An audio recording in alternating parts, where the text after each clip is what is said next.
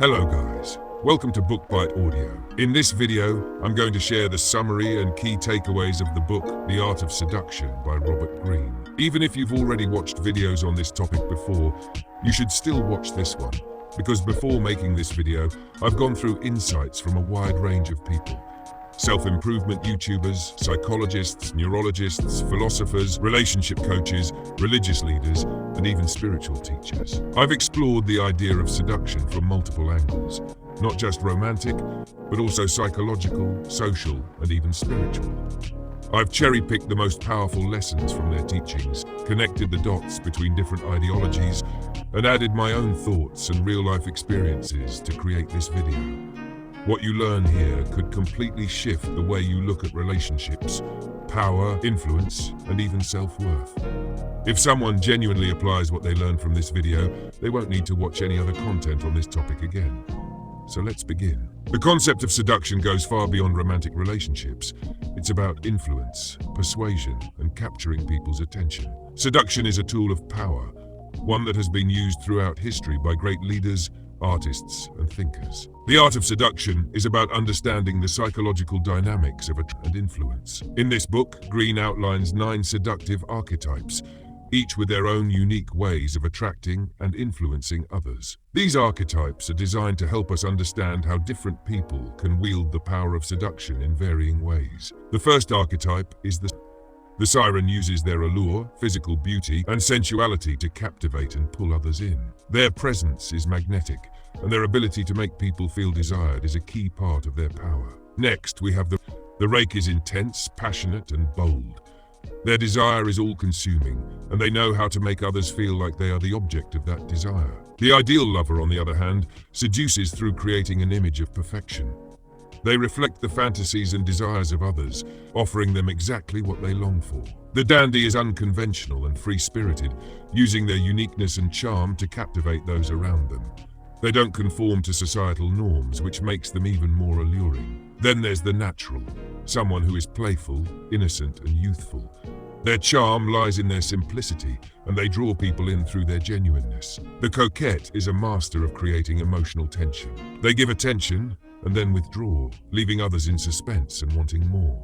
The charmer, unlike others, uses friendliness and emotional connection to win people over. They make others feel understood, accepted, and valued. The charismatic person exudes confidence, mystery, and an almost magnetic energy that draws others to them. Finally, we have the star. Stars are distant and mysterious, often evoking fantasies and desires through their unattainable nature. They shine in the public eye, and people can't help but project their idealized version of them onto them. These 9 types of seducers are not just about romantic manipulation.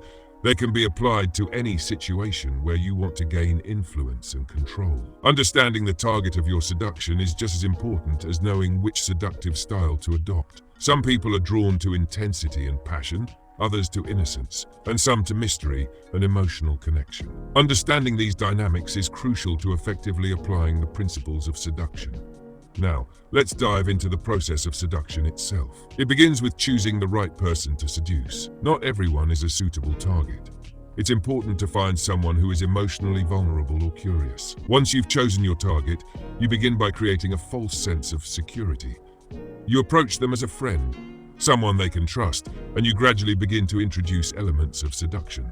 This could be through subtle gestures, intriguing conversations, or creating a sense of mystery about yourself. Once you've done that, you start to send mixed signals, giving attention, then pulling away. This creates emotional tension, making the other person curious and drawn to you. As the process continues, you'll want to lead your target into an emotional height. This could be through creating shared experiences or moments of vulnerability. The more you deepen these emotional connections, the more irresistible you become. The next step is to stir up emotions, jealousy, insecurity, or excitement. These emotions keep your target emotionally invested and wanting more.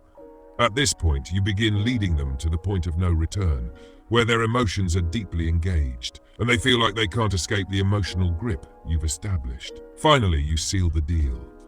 The seduction is complete when the other person feels like the connection was inevitable, like fate brought you together. But seduction isn't always about manipulation. It's about creating powerful connections, using your understanding of human emotions, desires, and psychology to influence others. Greene warns about the anti-seducers, those who push people away due to their overbearing nature, lack of charm, or inability to understand social dynamics. To seduce successfully, one must avoid these traits and instead focus on being subtle, engaging, and mysterious. Seduction also comes with a fair share of warning signs. Emotional manipulation, excessive flattery, or love bombing can be signs that the seduction is veering into dangerous territory. It's essential to stay aware of these tactics and protect your emotional boundaries. Seduction should always be a dance of mutual respect, not just control or manipulation. In the end, seduction is a tool of power, but it should be used responsibly. It's about connecting with people on a deeper level, creating meaningful relationships, and gaining influence through attraction and emotional engagement. If you master these principles, you'll be able to navigate any situation, whether it's in personal relationships, business, or social dynamics. If you enjoyed this video, don't forget to check out our other content, like the audiobook summary of the 48 Laws of Power. And before you go, I'd like to recommend my ebook, The Power of Universe.